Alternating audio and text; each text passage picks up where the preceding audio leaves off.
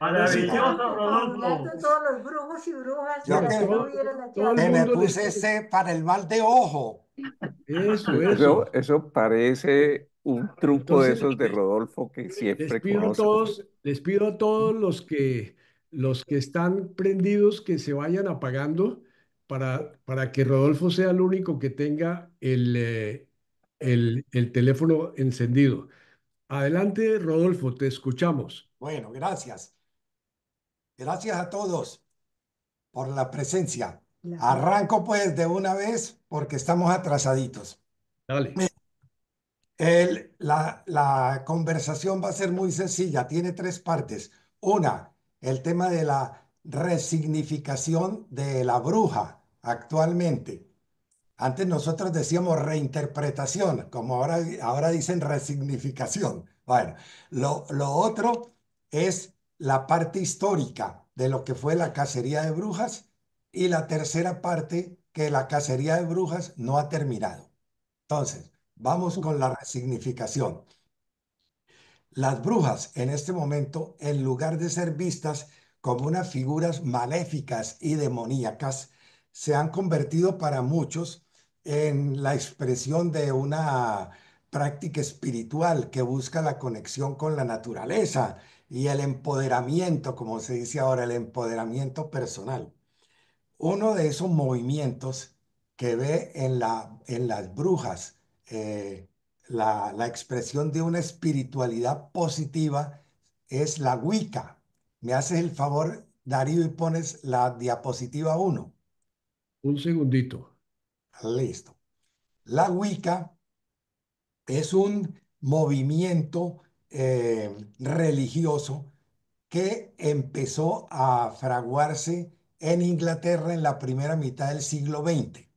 Bueno, y que, como les digo, ve en las brujas algo positivo. También en épocas más recientes vemos cómo los movimientos feministas se han apropiado de la figura de la bruja como una, una persona resistente a ¿cómo diríamos? A todo lo que es el poder de lo que llaman ahora el patriarcado. Y la muestran como la víctima de la misoginia tradicional.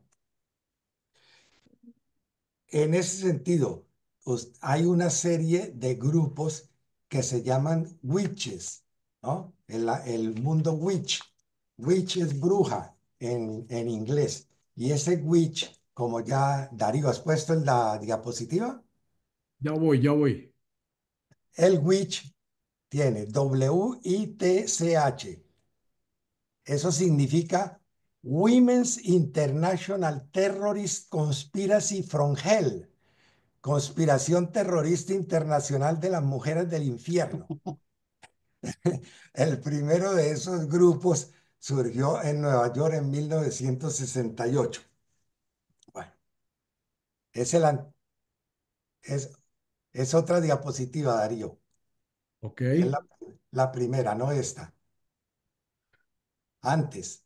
Eso, mira. La Wicca es esa nueva religiosidad de las brujas, que dicen que es una espiritualidad positiva. Los witch son todos estos movimientos que son varios, ¿no? Son varios grupos que no necesariamente están coordinados entre sí, pero todos dicen pertenecer a ese gran movimiento witch. Y si ustedes quieren ver o leer un libro agradable desde una perspectiva feminista, tienen este, de las brujas, de Mona Chollet, es una ensayista francesa. El subtítulo lo dice todo, brujas, estigma o la fuerza invencible de las mujeres. Entonces, como les digo, han visto en la bruja una figura de resistencia a al ¿cómo se llama? Al patriarcado. Parte de esa resignificación en el mundo actual de la figura de la bruja la tenemos en la cultura popular. ustedes recuerdan películas, series de televisión donde la bruja se ve ahora como un personaje simpático. Entre otras, tienen la serie de películas de Harry Potter, que entre 2001 y 2011 son 8 películas.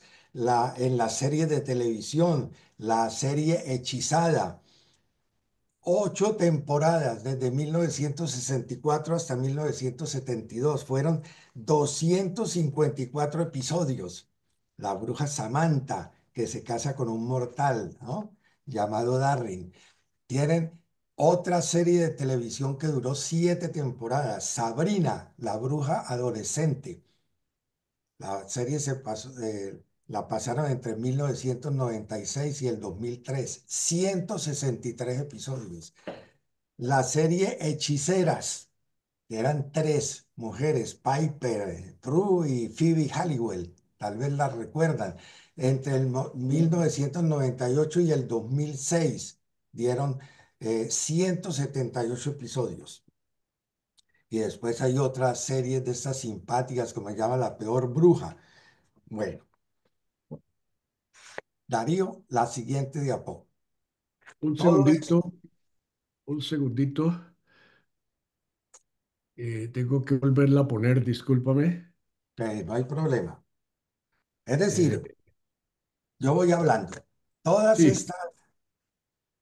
estas series de televisión, películas, libros para los jóvenes, am- muestran a la bruja desde una perspectiva simpática. Pero todo esto no debe hacernos olvidar una historia que no es demasiado lejana, porque perdón, Marta, en la historia 200, 300 años son un abrir y cerrar de ojos.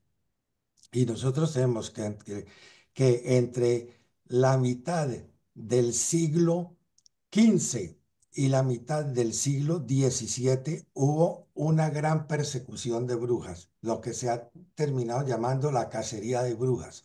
Esa cacería de brujas tuvo un periodo supremamente duro entre la mitad del siglo XVI y la mitad del siglo XVII. Grosso modo, entre 1550 y 1650. Es el periodo más duro de lo que se llamó la cacería de brujas. Si ustedes quieren profundizar un poco en el tema, Darío, por favor, la diapositiva anterior. Yo les recomendaría a cualquiera de ustedes que quiera profundizar leer alguno de estos libros de Julio Caro Baroja, que es el sobrino de Pío Baroja. Fue un historiador y antropólogo, Las brujas y su mundo. Otro es del historiador británico Norman Cohn, Los demonios familiares de Europa, o el otro, pero es más difícil de leer, el del historiador italiano Carlo Ginzburg, que se llama en español Historia Nocturna y es un análisis del aquelarre. Cualquiera de esos tres, yo me he basado bastante en ellos. Bueno, hay que tener en cuenta que ya había una historia antes de esto que se llama la cacería de brujas de los siglos, sobre todo el XV y XVI. Hay una tradición muy antigua donde la figura de la bruja ya existía. Recuerden en el libro del Deuteronomio, del capítulo 18. El versículo 11-12 dice, no dejéis que se encuentre entre vosotros aquella persona que inmole a su hijo o hija en el fuego, ni una pitonisa, adivina, encantadora, vidente o alguien que eche encantamientos, ni quien consulte fantasmas y espíritus o busque oráculos de muertos. Entonces, ustedes lo saben muy bien, ya desde el siglo segundo a los cristianos en el Imperio Romano se los acusaba de matar niños, de comérselos era cuando se reunían para la Eucaristía. Entonces decían que ahí había festines de esos con los niños que se habían sacrificado y que todo eso terminaba en una orgía. Todo ese pasado ese imaginario colectivo que es muy antiguo va a atravesar los siglos. Las mismas cosas se van a terminar diciendo de los templarios o de los cátaros, ¿no? De los valdenses, es decir, que tenían sus comidas rituales de niños y cosas horribles. Es decir, cuando va a llegar la cacería de brujas, realmente, entre que comienza sobre todo a mitad del siglo XV, hay una tradición con la brujería, pero va a haber un cambio, y es que antes la bruja era un personaje aislado. La novedad va a ser que las brujas se van a considerar como un grupo, como una especie de complot que tiene el demonio para acabar con la cristiandad, ¿eh? Y empezamos a tener noticias de los llamados aquelarres, que son las reuniones de las brujas donde se van a encontrar con el demonio. Y esos aquelarres, algunos dicen que son de 50, otros que son de 100 personas, otros les ponen que son de a 1000. Bueno, el cuento es que nunca se va a encontrar vestigios de eso, ¿no? Para reuniones tan grandes, algo debía haber quedado, pero no se ve ninguna basura por ahí. Bueno, entonces, esa persecución sistemática contra las brujas, lo que vamos a llamar la cacería de brujas, se va a dar es desde finales y mediados del siglo XV y va a funcionar a lo largo del siglo XVI y del siglo XVII. ¿Bueno? Ese es el periodo que se llama de la cacería de brujas. Síguele la otra diapositiva a eso. Bueno, hay una bula en 1484 de Inocencio VIII que se llama Summis Desiderantibus Affectibus, deseando con el más profundo fervor. Y esa bula va a repetir lo que decía un inquisidor que se llamaba Heinrich Kramer, que es el autor del bestseller de la época sobre la cacería de brujas, que se llama El martillo de las brujas, el Malleus Maleficarum. El Inocencio, ¿no?, aprueba que la Inquisición corrija, encarcele, castigue y purifique a las llamadas brujas y brujos, sobre todo porque se está dando un estallido de brujas, empezaron a haber un estallido de brujas en el valle del río Rin, específicamente en los obispados de Maguncia, Colonia y Treveris, así como en Salzburgo y Bremen. Bueno, 3 años después de la bula de Inocencio VIII, Kramer, ¿no?,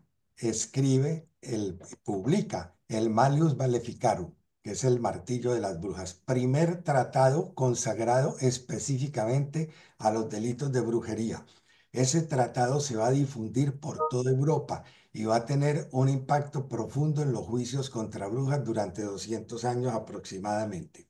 Fíjense que solamente entre 1487 y 1669 vamos a tener 39 ediciones de ese tratado. Él,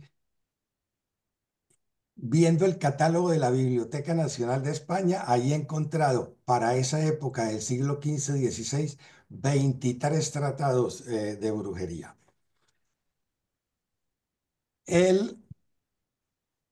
Vamos a tener uno interesantísimo, después del Malleus Maleficarum, uno que se llama Disquisiciones Mágicas. A las brujas también les van a llamar las mágicas, ¿no? Las disquisiciones de las mágicas, de Martín del Río, un jesuita. El libro está escrito entre 1599 y 1600, porque son seis libros. Ese señor es de una erudición impresionante.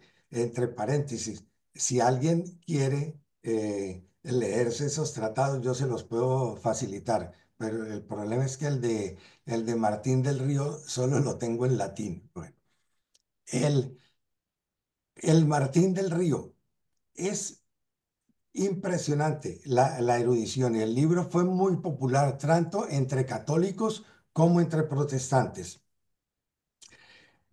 Del Río intenta darle explicaciones racionales a ciertos fenómenos o se escandaliza ante los disparates de algunos heresiarcas o paganos.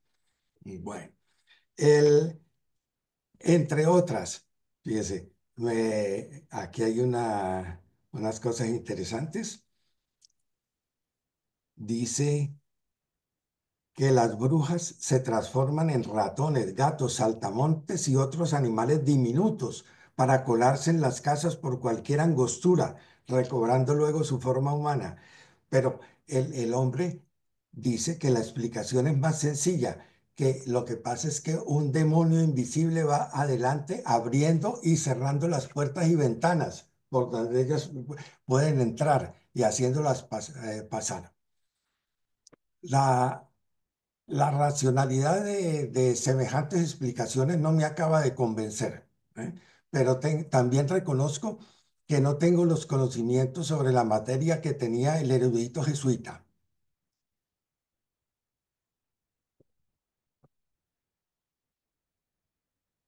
Menéndez y Pelayo dice que Del Río describe con tanto pormenor y filigrana las ceremonias del pacto diabólico que no parece sino que las había presenciado.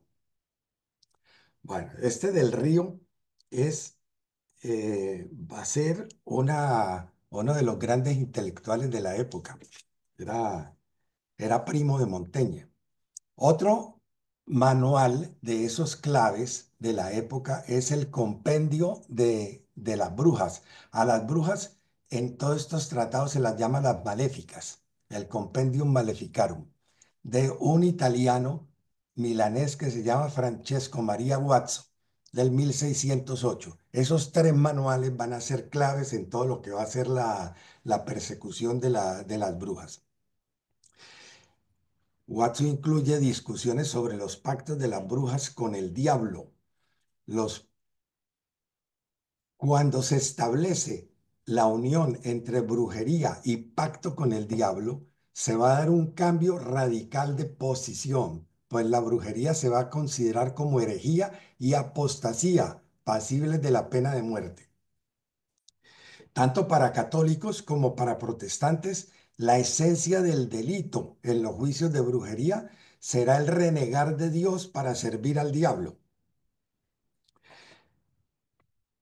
La relación entre brujería y pacto con el diablo se va a acabar incorporando en los numerosos tratados de demonología que aparecen en los siglos XVI y XVII, y a cada uno de esos tratados se le van añadiendo progresivamente nuevos elementos de ese pacto con el diablo. Estos son los supuestos pasos que ustedes se los pueden encontrar en el texto del Compendium Maleficarum de Francesco Maria Guazzo.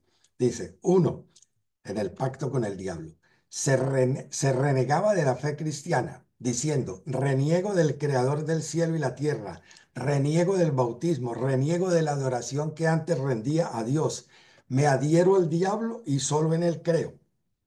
Tras lo cual el renegado pisoteaba la cruz. Después, el diablo volvía a bautizarlos, imponiéndoles otro nombre. 3, se eliminaba el crisma bautismal de manera simbólica. 4, se renegaba de los padrinos de bautismo y se asignaban otros. 5, se entregaba una prenda de vestir al diablo en señal de sometimiento. 6, se hacía un juramento de lealtad al diablo en el interior del círculo mágico trazado en el suelo. 7, se pedía al diablo que escribiera el nombre del neófito en el libro de la muerte. 8, el neófito prometía sacrificar niños al diablo. Ese punto dio lugar a la leyenda de que las brujas asesinaban niños menores de 3 años. 9, el neófito prometía pagar un tributo anual al demonio que se le asignaba de antemano. Solo servían objetos de color negro.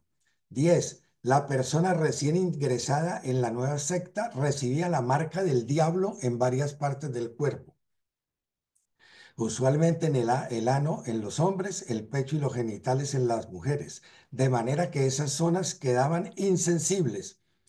Las marcas tenían forma variable de pata de conejo, de sapo o de araña. Eso va a ser un lío porque cuando caigan eh, en los procesos de inquisición, les empiezan a buscar las marcas y es chuzándolas con hierros candentes y es que buscando la marca del diablo. El otro paso, según el manual, pues todos estos manuales de casa de brujas, era que se hacían votos de servicio al diablo, lo que implicaba destrozar reliquias sagradas, no utilizar jamás agua o cirios benditos y mantener en secreto la relación con Satanás. Tan secreto va a ser este asunto que, miren, en 200 años de cacería de brujas, no conocemos sino dos pactos por escrito. Es decir, todo esto hay cantidades de imaginación. Y uno de esos pactos, bueno, y son dos pactos que a todas luces son apócrifos, eso es falso. Uno de ellos, que lo tengo aquí, fue el del padre, el que le sacaron el pacto que hizo el padre Urbain Grandier, un francés que tal vez ustedes vieron la película se llama Los Demonios. Es un caso famosísimo porque dicen que ese padre Grandier, que era el capellán de un convento de monjas ursulinas en una ciudad de Francia que se llama Loudun, se escribe Loudun, ¿no? Que dice que el padre las había embrujado a todas esas monjas.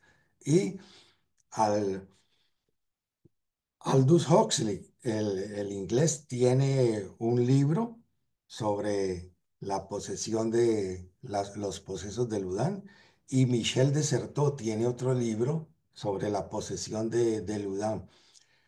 A Urbain Grandier lo terminaron torturando de la manera más horrible, lo quemaron vivo y como eso era todo un espectáculo, asistieron 6.000 personas a la quema. Eso eran cosas públicas. Y salieron con que Grandier había escrito un pacto. Y aquí se los leo porque pues es prácticamente, hay dos pactos. Yo conozco este. Esta es la traducción del latín. Y además está escrito al revés. Cuando ustedes ven el texto, porque se supone que el diablo escribió al revés. Y dice, nosotros, el influyente Lucifer, el joven Satanás, Belcebú, Leviatán, Elimi y Astarot, junto con otros, hemos aceptado hoy el pacto de alianza de Urbain Grandier, que es nuestro. Y a él le prometemos el amor de las mujeres, la flor de las vírgenes, el respeto de los monarcas, los honores, las lujurias y los poderes. Se irá de putas durante 3 días. El carrusel será muy querido por él. Nos ofrecerá una vez en el año un sello de sangre. Bajo los pies pisoteará las cosas santas de la iglesia y nos hará muchas preguntas. Con este pacto vivirá 20 años feliz en la tierra de los hombres y más tarde se unirá a nosotros para pecar contra Dios. Atado en el infierno, en el consejo de los demonios.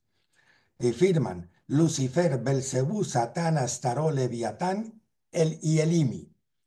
El escriba Baalberit, otro demonio.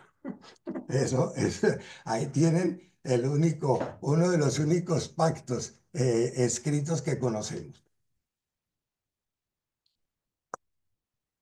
El, la cacería de brujas, bueno, digo, todo este rollo con las brujas incluyó un, una ceremonia especial que la llamaron el Sabbat. Eso también lo llaman el aquelarre. Sa- Sabbat fue una palabra que empezó a circular en unos procesos contra brujas que se hicieron en Toulouse en las décadas de 1330 y 1340. Y ustedes ven claramente la alusión al Sabbat de los judíos, la celebración del sábado.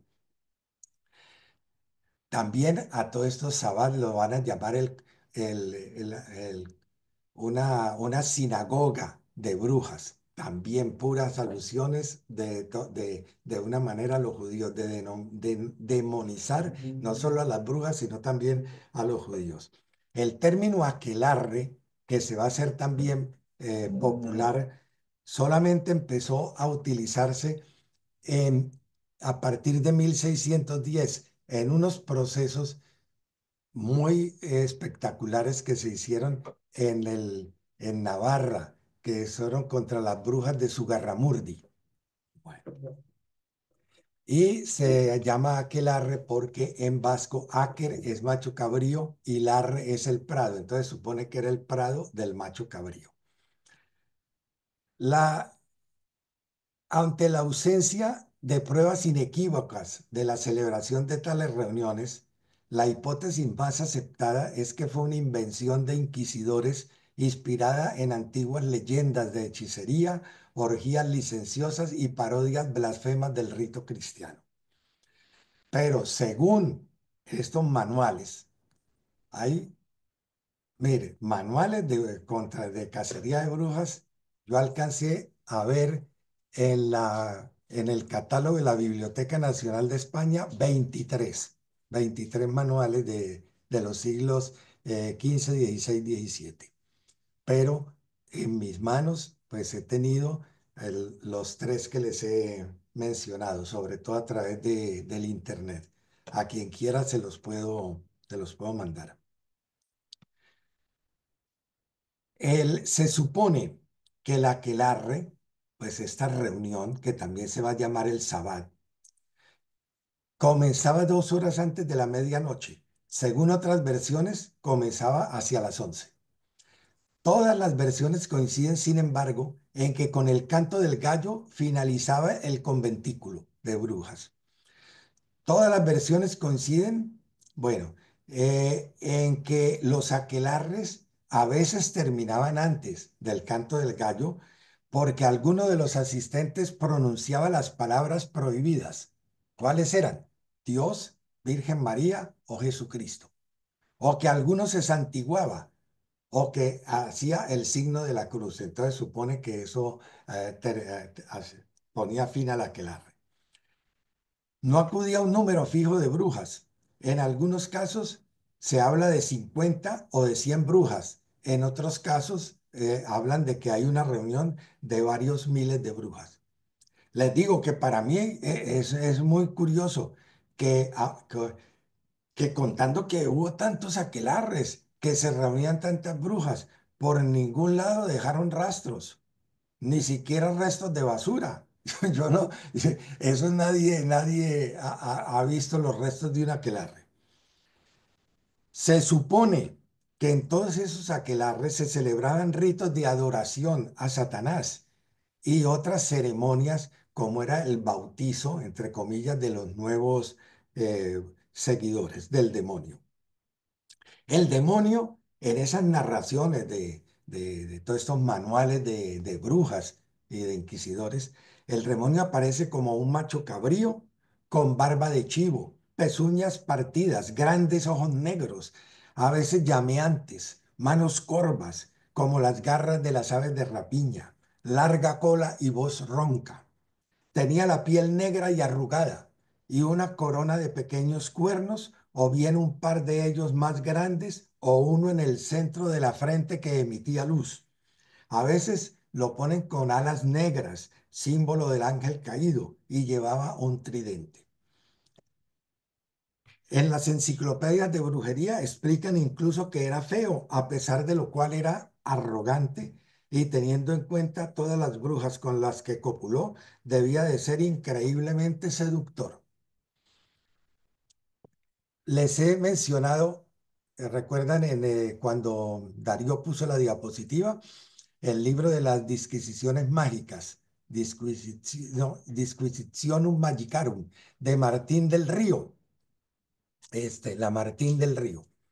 Martín del Río reorganiza y unifica la mirada de descripciones de todos estos aquelarres y los resume de la siguiente manera. Una vez reunidos, los seguidores del diablo suelen encender una hoguera espantosa, fétida. El diablo preside la asamblea desde un trono, adoptando una forma terrible, de cabra o de perro, y los asistentes se aproximan para adorarlo. A continuación, le daban el osculum infame, es decir, el beso de la deshonra.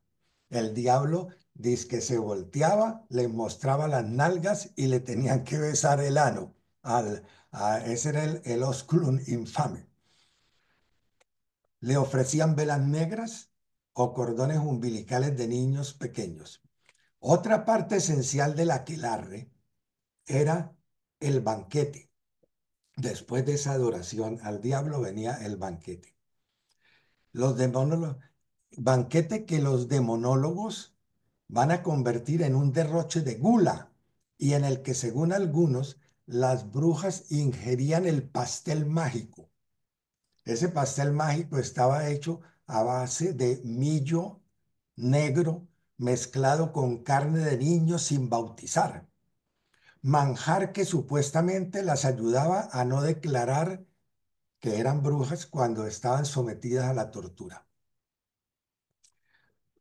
Les hago un paréntesis, ¿eh?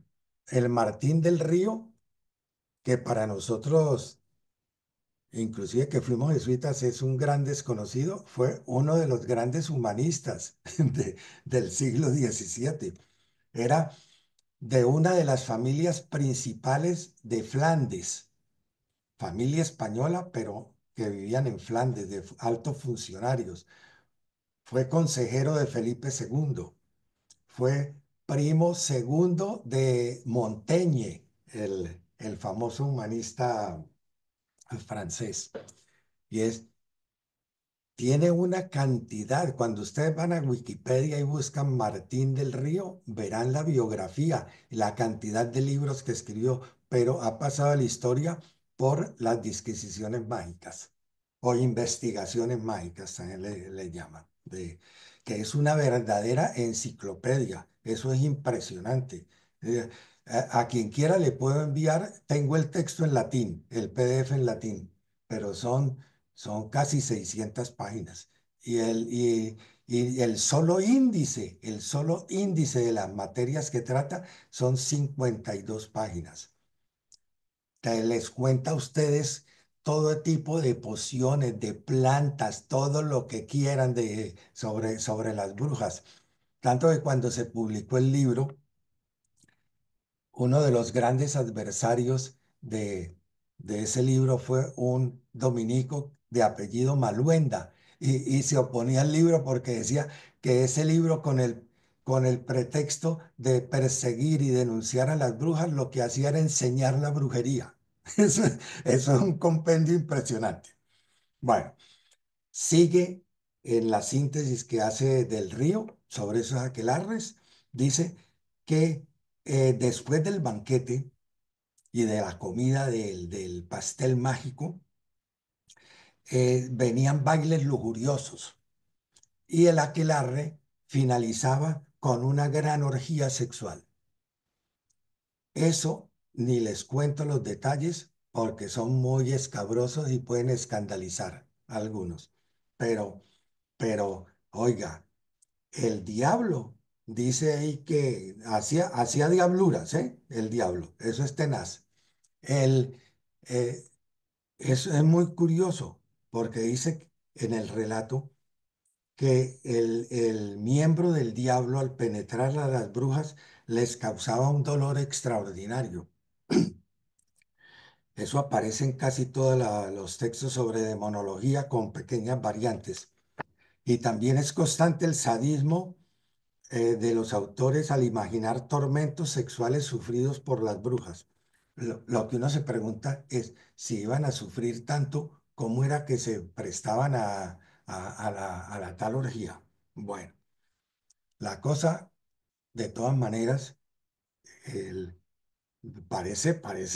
parece un chiste lo que les voy a decir. Hay un jurista francés que se llama Pierre Delancre, que llevó a cabo varias inquisiciones en la región de Burdeos, aquí en Francia. Instruyó procesos de brujería en 1609. Y cuenta, imagínense esto, que el diablo era muy considerado, porque mientras andaba en esa orgía sexual con brujos y brujas, porque también era con los brujos, ¿eh? Mientras estaba en la orgía, interponía una nube entre ellos y los niños, porque se supone que había niños que asistían al aquelarre. Y se estaban en esa orgía, los niños cuidaban sapos, porque con los Rodolfo, eh, se apagó tu imagen, Rodolfo. apagó mi imagen. Mm, no, ¿Y dónde prendo la imagen? A ver. A Revise. ver, ya. ¿Ya? ¿Ya? Ahora sí Ya, veo. listo, listo, Bueno. adelante. Imagínense, el diablo era tan considerado que mientras andaba en la bacanal con los brujos y las brujas, que ponía una nube entre ellos y los niños, porque llevaban niños a los aquelarres y que los niños mientras tanto estaban cuidando los sapos, porque había una cantidad de sapos que después se le distribuía a las brujas y a los brujos con los cuales iban a hacer ungüentos.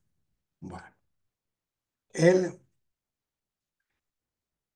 una vez finalizado banquete, baile y orgías, los diablos, las brujas y los brujos ya no tenían sino que irse para hacer el mal. Eso estoy sintetizando lo que dicen estos manuales.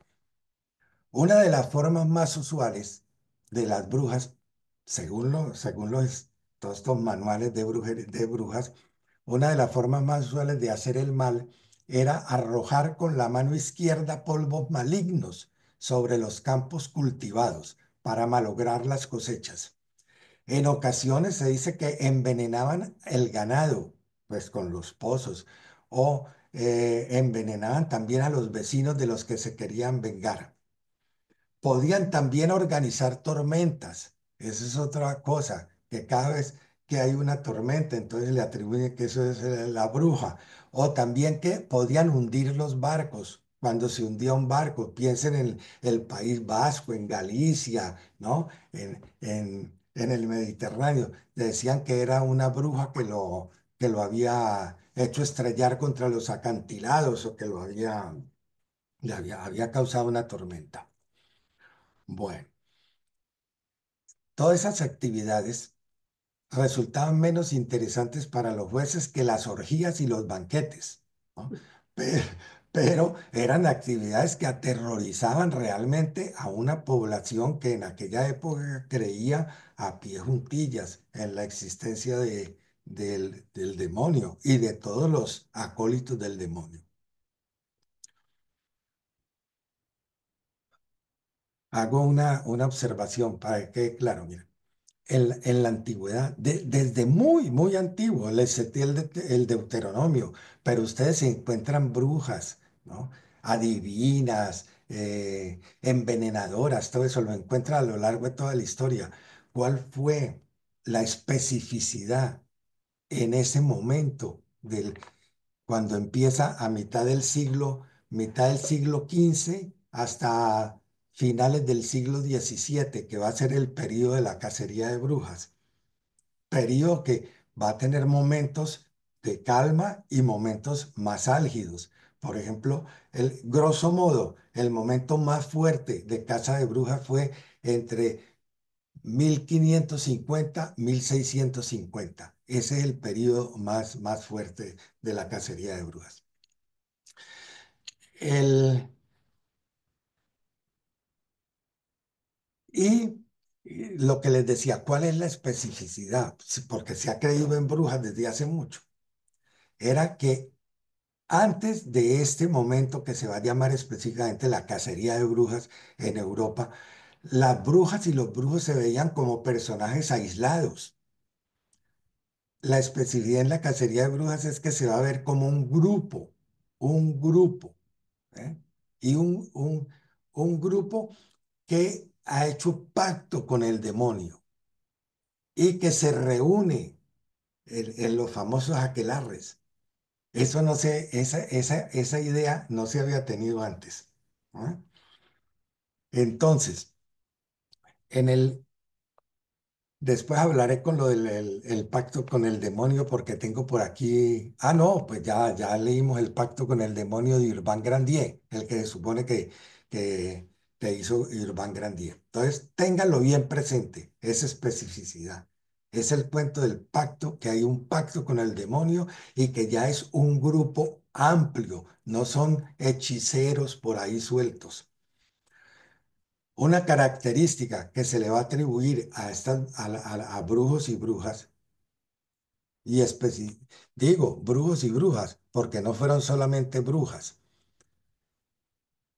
En términos generales, es muy difícil saber cuál fue el número de brujas ajusticiadas porque las, no existen datos de todos los periodos ni de todos los tribunales, pero se calcula, grosso modo, que fue, unos historiadores dicen que hubo alrededor de 50.000 brujas ajusticiadas, otros que 60.000, lo máximo 80.000. De todas maneras es una bestialidad, es una cosa tremenda. Entonces, entre 50.000 y 80.000. ¿Ve? Y de ese número, el cálculo que hay por los tribunales que se conoce es que el 70% fueron mujeres. Por eso, normalmente se habla de la cacería de brujas. Hay una mayoría de brujas, pero también hubo brujos condenados. Bueno, y una de las características que se le ponen a todos estos brujos y brujas era la capacidad de volar. Y era poder volar para ir a la aquelarre. Por eso los ponen con su escoba. Yo no me voy a demorar mucho porque creo que algunos de ustedes necesitan arreglar la escoba ahora para ir antes de medianoche. Bueno, pero entonces, la capacidad de volar fue una de las manifestaciones más espectaculares del poder de las brujas. De esos vuelos. Es increíble, pero todo esto se creyó a pie juntillas. Mire, de esos vuelos se recogen testimonios en libros tan serios como la biografía oficial de Carlos V, escrita por Fray Prudencio de Sandoval, un benedictino que fue obispo de Pamplona y fue cronista real. ¿Eh? Fray Prudencio de Sandoval. Todos, como les digo, todos los autores que menciono en esta charla, ustedes después pueden ir a ver en Wikipedia y en Internet las biografías, los libros que escribieron, son todos conocidos. Fray Prudencio dice recogiendo también lo que aparece en otros tratados, que antes de ir a la aquelarre, las brujas se desnudaban y se untaban la piel con unos ungüentos con los que también embadurnaban el palo de la escoba. ¿Ah? Entonces, y el palo de la escoba, dice que lo introducían en la vagina porque así todos esos ungüentos tenían mucho más Efecto. posibilidad, sí, de efecto.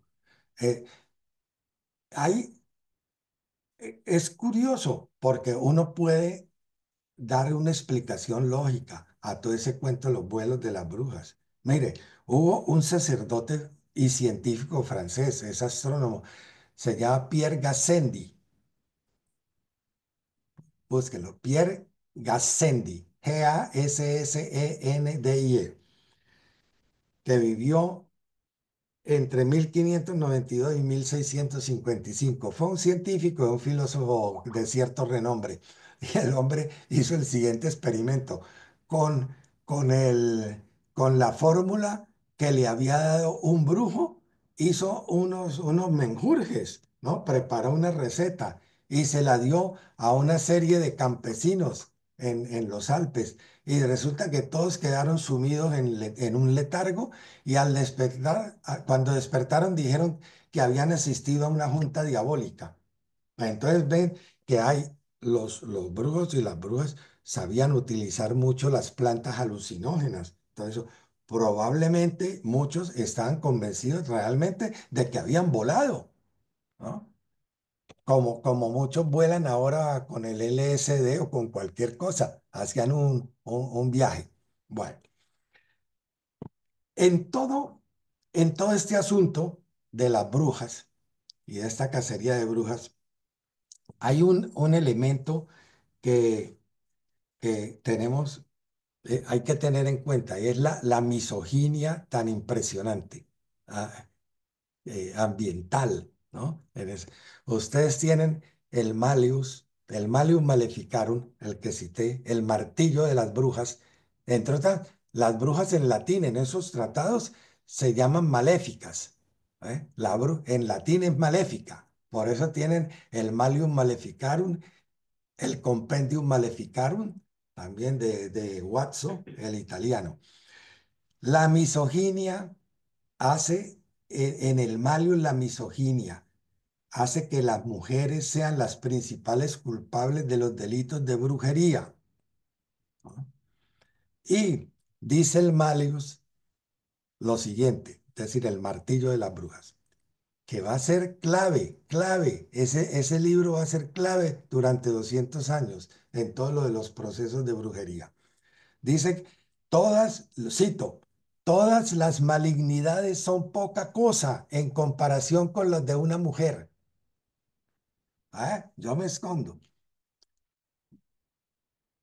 ¿Qué otra cosa es una mujer sino un enemigo de la amistad, un castigo inevitable, un mal necesario, una tentación natural, una calamidad deseable, un peligro doméstico, un deleitable detrimento, un mal de la naturaleza pintado con alegres colores? ¿Cómo les parece? Y como eso, sigue, pues, y simplemente cito un pedacito. Y ahí en ese tratado, que como les digo, eso va a ser un tratado clave, se dan varias razones para explicar por qué existen mujeres más supersticiosas que los hombres y que por eso el diablo les cae más fácilmente a ellas. Primera razón, dice, son más crédulas y como el principal objetivo del demonio es corromper la fe, prefiere atacarlas a ellas. Segunda razón, las mujeres son más impresionables y más prontas a recibir la influencia de un espíritu desencarnado. Tercera razón, las mujeres son más débiles de mente y de cuerpo.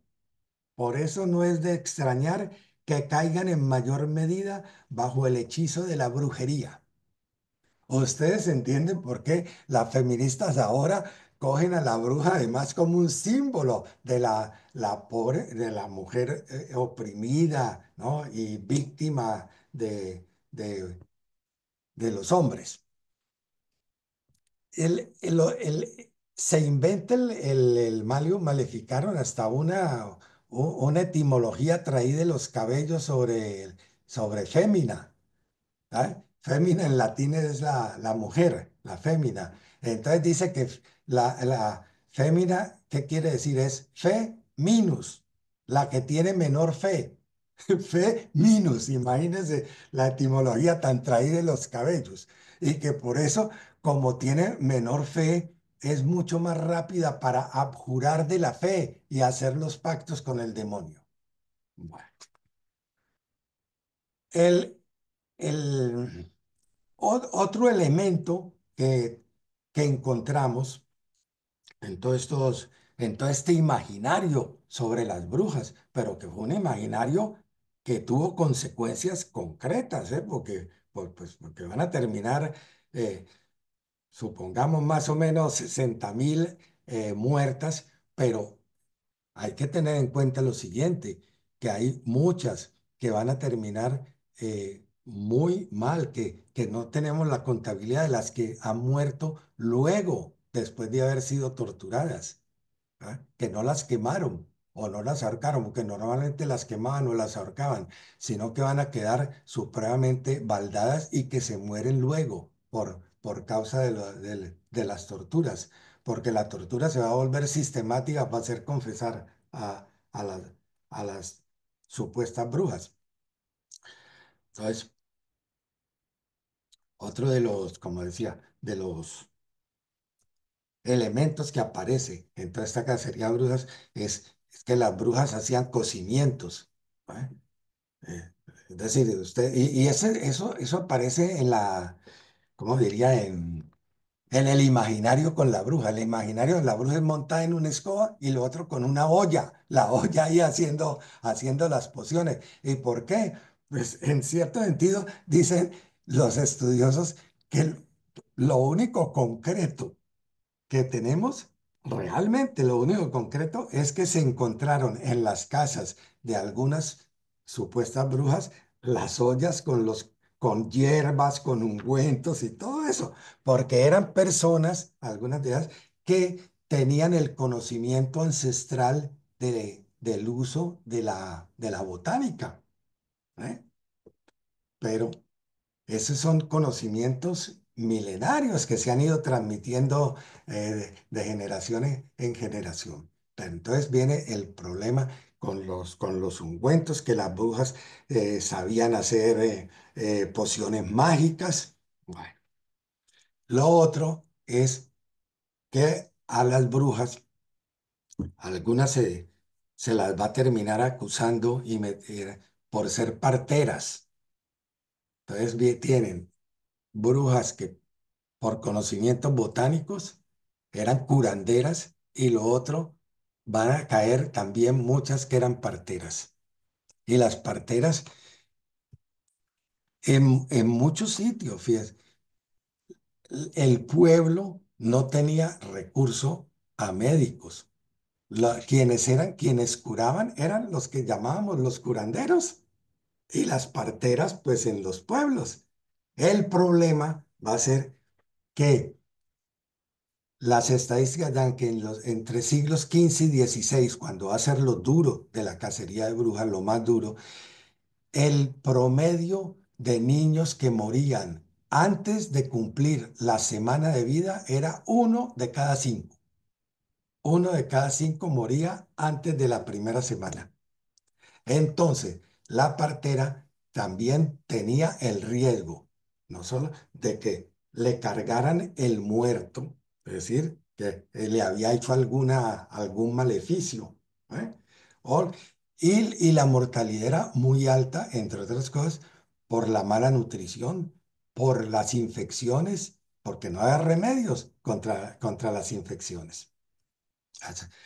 Y lo otro es que el hecho de tener una medicina, si se quiere, hoy diríamos natural, ¿no? El manejo de plantas y el conocimiento, pues, de conocimientos de ginecología para ser parteras, las va a hacer entrar en conflicto con los médicos que habían estudiado en universidad.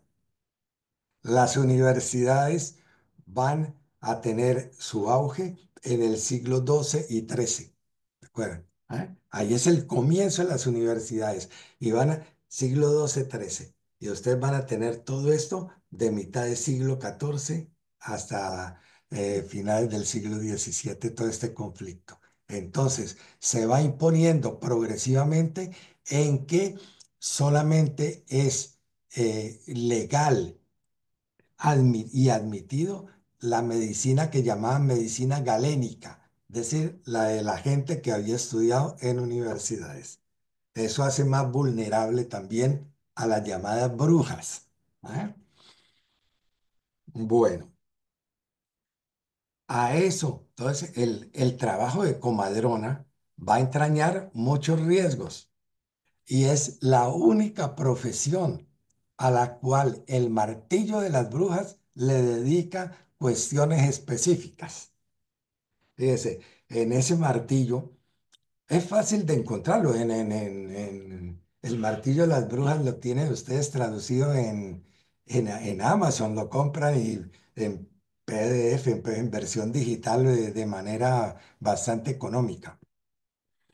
En la parte primera, la cuestión 11 del martillo de las brujas dice de cómo las comadronas cometen horrendos crímenes cuando matan a los niños o los ofrecen a los demonios en la forma más aborrecible. Aquí se expone la verdad acerca de 4 horribles delitos que los demonios cometen contra los niños, tanto en el útero materno como después, y cómo lo hacen por medio de las mujeres y no de los hombres. Esta forma de homicidio se vincula más bien con las mujeres que con los hombres, y los que siguen son los métodos con los cuales se hace. Ese es el encabezado de toda esa parte que les digo del Maleus. Los teólogos van a asegurar que, que las brujas, y esas brujas parteras, pues parteras que terminan siendo brujas, son claves porque Satanás se alegraba mucho cuando los niños morían sin bautismo, puesto que no podían ir al paraíso y que las comadronas eran unas auxiliares privilegiadas del maligno. ¿Cómo les parece? Entonces, bueno.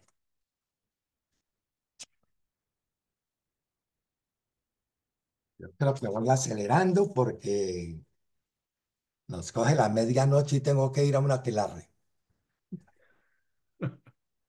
Tranquilo, te acompañamos. Bueno,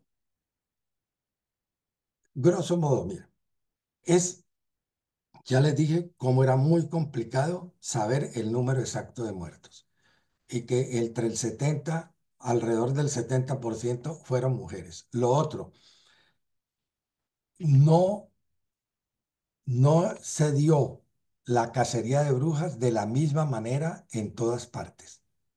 Ustedes van a tener en toda Europa, inclusive en los países escandinavos y hasta Islandia, muertes, brujas, personas condenadas como brujas.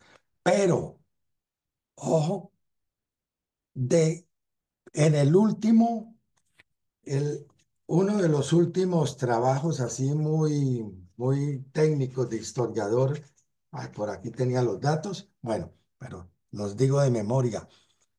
Un trabajo de principios del siglo XXI dice que estima que hubo unas 50.000 brujas asesinadas y de esas 25.000 en Alemania. ¿Ah?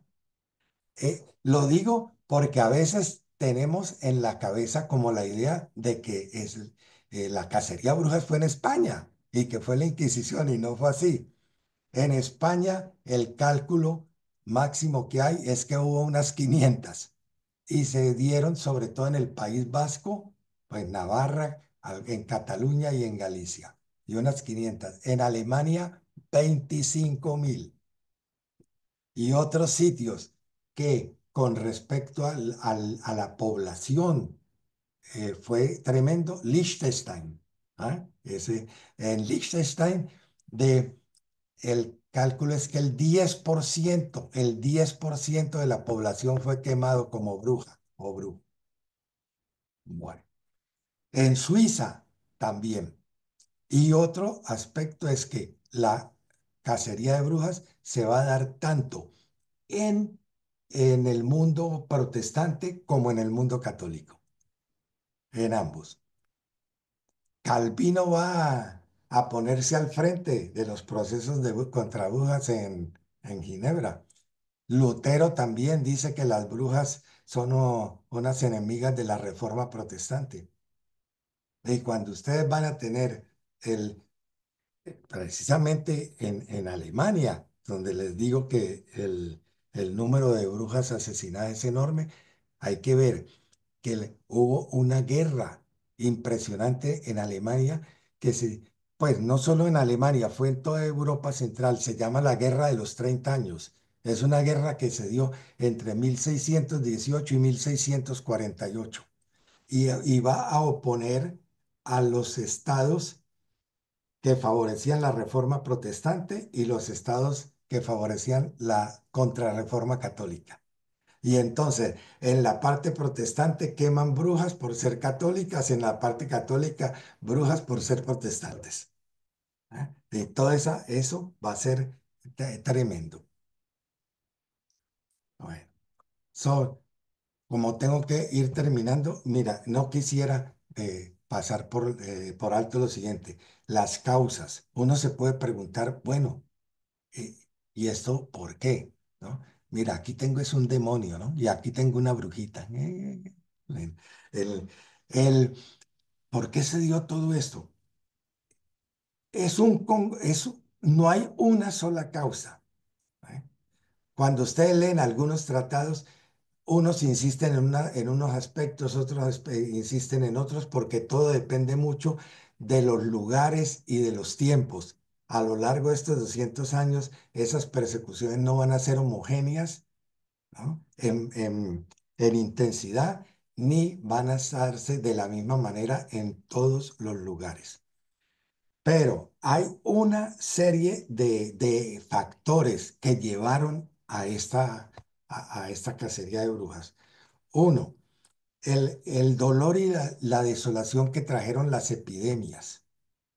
Pero las epidemias no son la única causa, porque un siglo antes de comenzar toda esta caza de brujas, se dio la peste negra en, en Europa y esa peste no suscitó la cacería de brujas que se va a dar posteriormente. Pero lo de las epidemias cuenta. Por ejemplo, en el periodo de la Guerra de los 30 años que les acabo de mencionar, 1618-1648, se murió el 30% de la población de Alemania y fue en parte por guerras y en parte por pestes, porque la peste venía junto con las guerras. ¿Recuerdan las letanías cuando las rezábamos? A peste verlo de fame, líbranos Domine. De la peste, la guerra y el hambre, líbranos, Señor. La guerra traía peste, la peste traía carestía, porque no había suficiente gente para trabajar en los campos.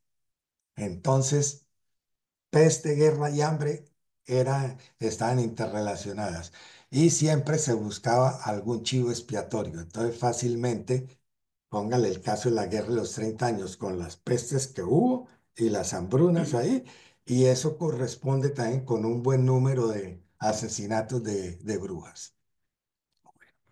Otro factor que hay que tener en cuenta es que no es el medioevo. A veces uno piensa, no, es que la cacería de brujas, eso es el medioevo. No, es el comienzo de lo que llamamos la Edad Moderna, mitad del siglo XV a fines del siglo XVII. La Edad Moderna, la llamada Edad Moderna. Pero entonces ustedes tienen una serie de cambios socioeconómicos y de tensiones, ¿no?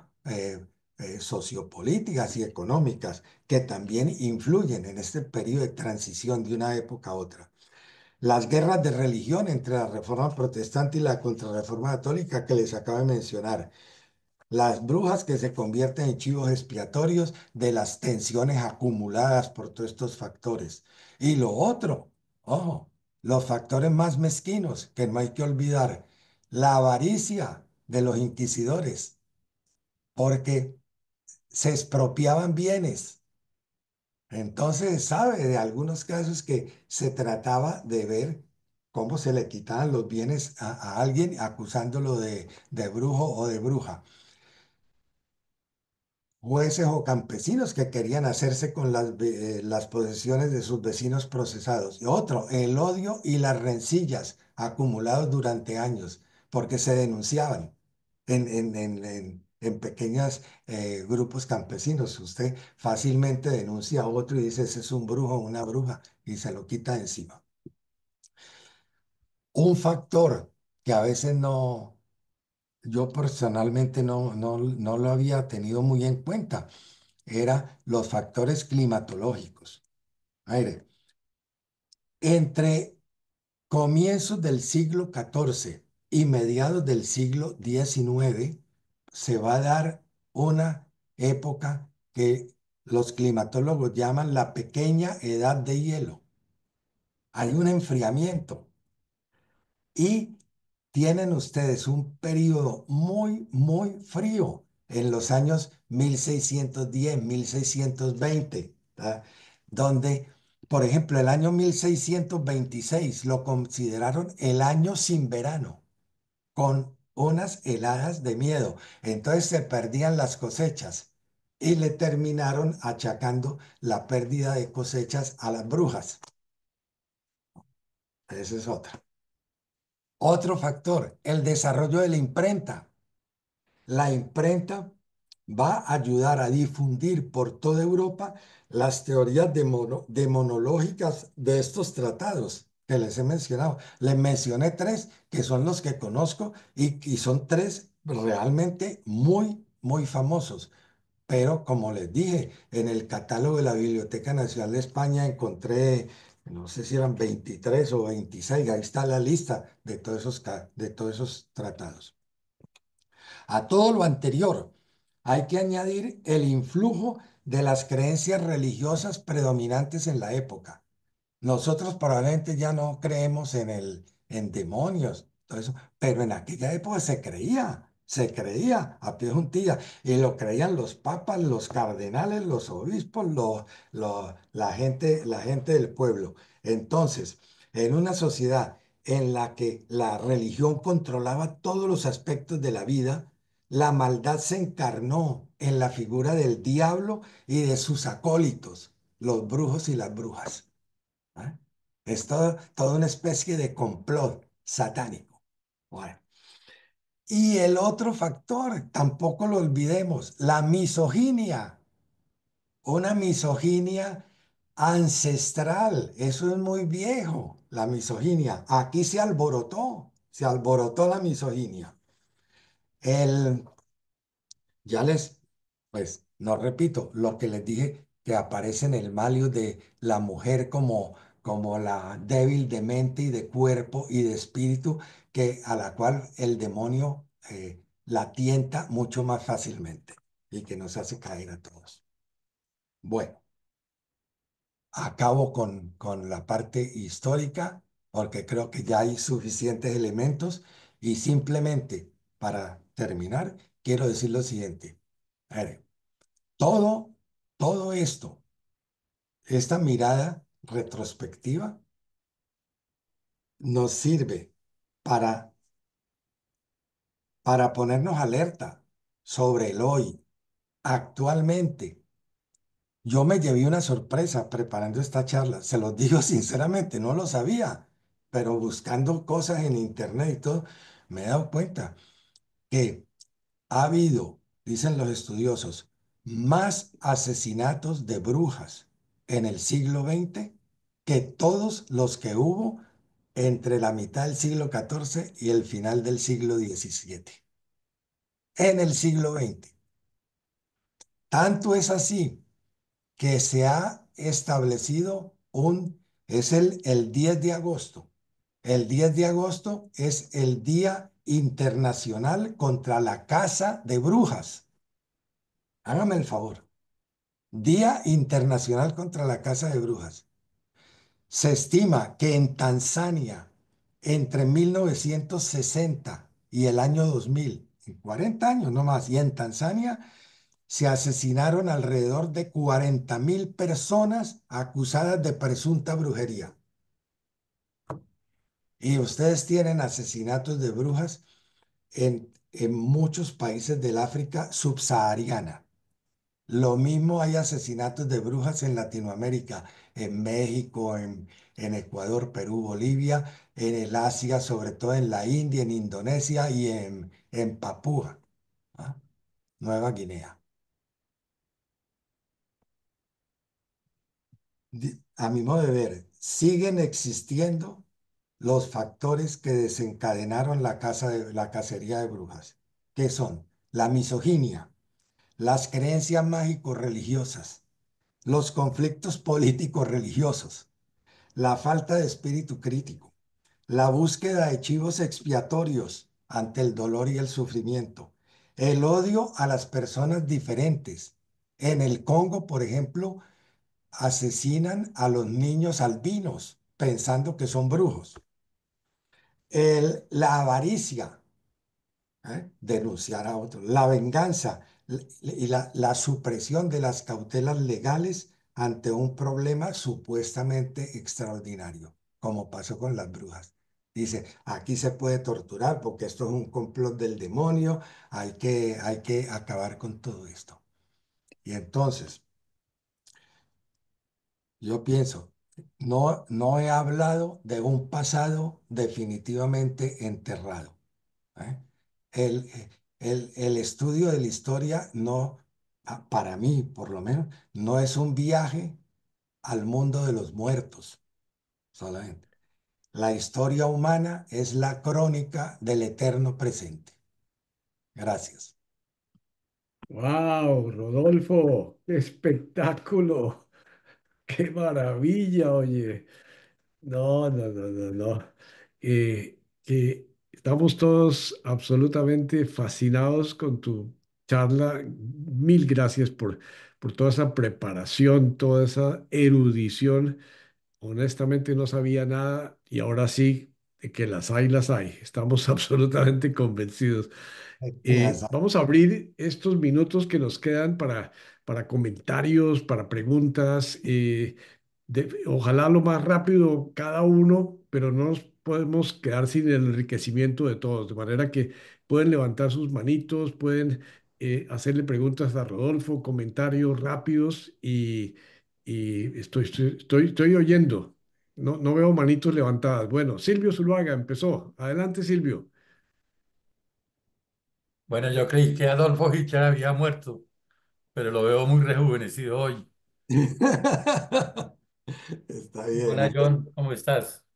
Eh, gracias, Silvio. Bien, Adolfo, bien. excelente presentación y lo que más me gustó fue el gusto con que narras toda la historia. Tengo una pregunta completamente diferente al tema. Estas personas, por ejemplo, como el padre este, el jesuita del siglo XVI, que decías que era asesor del rey y que tenía un amigo francés, ¿ellos eran multilingües, eran políglotas o hablaban un idioma común como el latín? Mira, Martín del Río hablaba, te lo digo, latín, griego, hebreo, arameo, neerlandés, ¿ah? Porque era flamenco, él era flamenco, eh, francés, italiano y castellano. No. Y fue vea, es uno de los humanistas de grandes de aquella época. Y a nosotros ni siquiera nos lo mencionaban. ¿De acuerdo? ¿No? ¿Quién ha oído hablar de Martín del Río? A mí nadie me habló de Martín del Río. Bueno, mejor dicho, la primera vez que yo oí hablar de Martín del Río fue leyendo la historia de los heterodoxos españoles de Marcelino Menéndez y Pelayo, que me la puso a leer Manuel Briceño. Le pregunté qué podía leer y me puso a leer la historia de los heterodoxos españoles. Un ladrillo, ¿no? Lo que aprendí fue mucha paciencia y a sacar notas, porque tenía que sacar notas. Y sobre Martín del Río, Menéndez y Pelayo dice que describe los pactos con el diablo con tal minucia que no parece sino que los había presenciado. El- pero les cuento, para equilibrar la cosa, también me he venido a enterar. En 1600, espere a ver, eso fue 1631, un jesuita alemán que se llama Speer, Speer, ¿no? A ver, ¿cómo se ve? Si Speer ahora. Tiene un libro, y lo bajé también, me puse a ver, se llama Cautio Criminales, ¿no? La cautela criminal. Es el primer libro, oiga, el primer libro escrito donde se cuestiona de manera sistemática la tortura de las brujas y marcó la época. ¿Eh? El Martín del Río, digo, Expert, dice que con la tortura estaba escandalizado, entre otras porque era confesor de brujas. Le tocó confesar brujas antes de que las quemaran. Y entonces el tipo no era inquisidor, sino que era el confesor. Y el tipo que se llenó de canas porque decía que él nunca había, que él no había encontrado brujas, que todas esas eran unas pobres mujeres que las habían hecho confesar a base de tortura, pero que él no había conocido ninguna bruja. Y escribió ese libro. Y el libro hizo época. He visto que lo estudia en derecho penal, porque es contra la tortura. Y dice, con la tortura, ¿qué es lo que va a pasar? Hay unas que confiesan que dicen que son brujas y delatan a otras, porque hay que delatar. Y después cogen a esas y esas delatan a otras y esto devuelve una cadena sin fin. ¿Ah? Qué Cautio, espectáculo. busquen en el internet porque ahí lo encuentran. Se escribe cautio criminalis, ¿no? La cautela criminal. Y el tipo, es que se me olvidó el nombre, Speer, Speer. Qué bien, Rodolfo, qué bien, qué maravilla. Y vamos a darle la palabra al señor Hitler. Eh, Adelante, John, libera tu micrófono.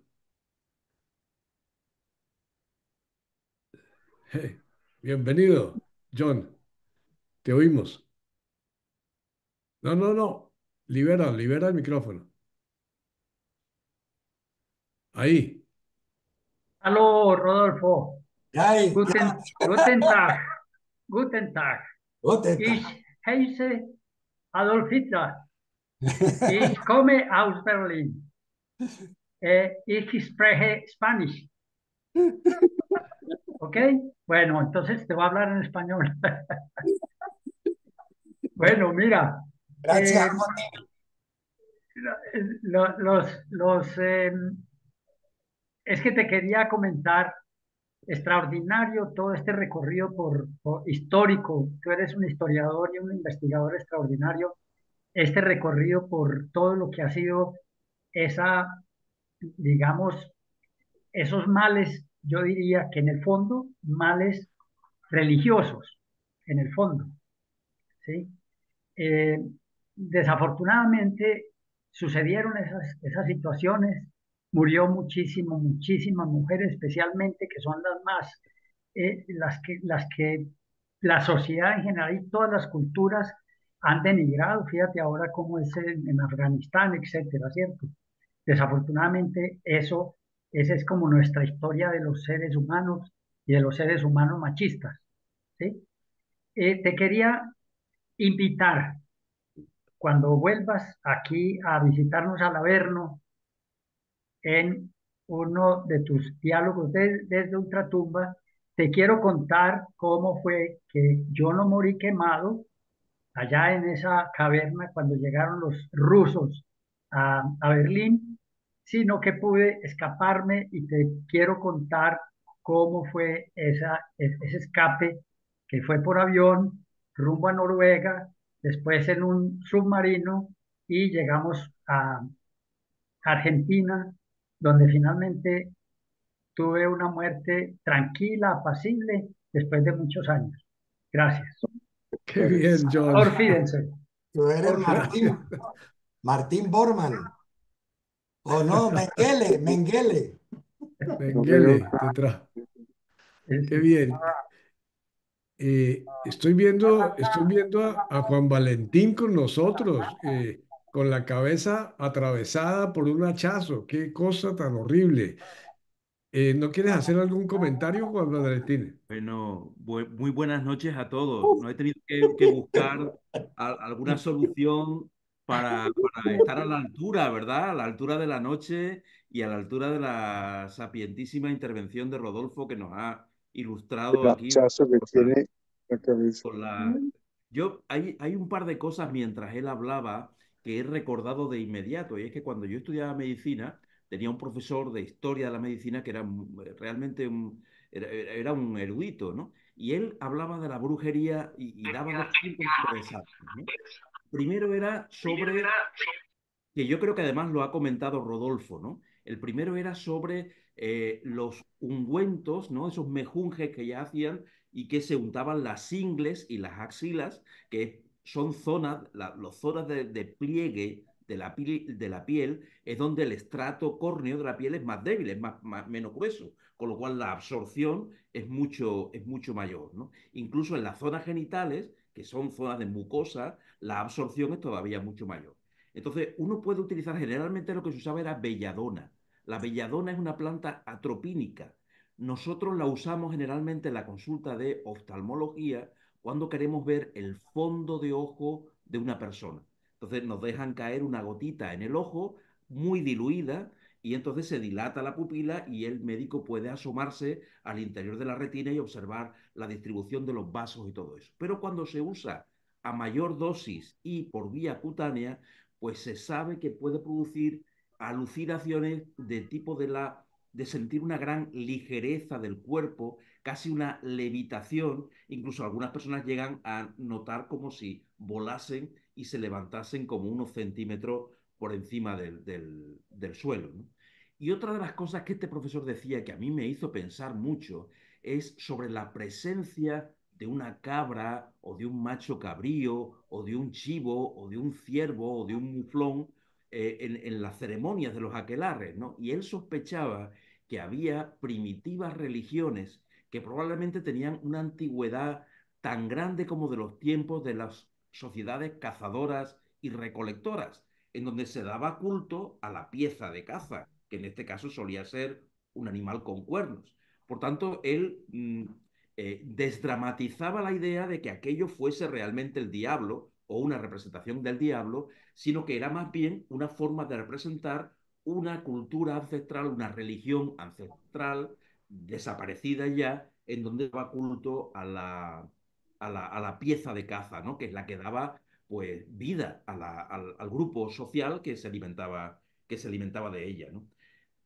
Lo que sí me anima mucho es encontrarme que Rodolfo nos ha señalado también algunos grandes padres, ¿verdad? Como jesuitas, incluso, que eran contrarios, ¿verdad? A esta persecución tan misógina, ¿no? De las brujas, ¿no? Y yo recuerdo también haber leído en alguna ocasión que San Agustín negaba rotundamente que un ser pudiera transformarse en otro por artes diabólicas.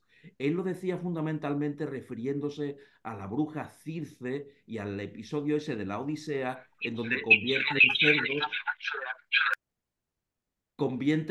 en cerdos a algunos de los, ¿no? de los compañeros de Sí. Odisea.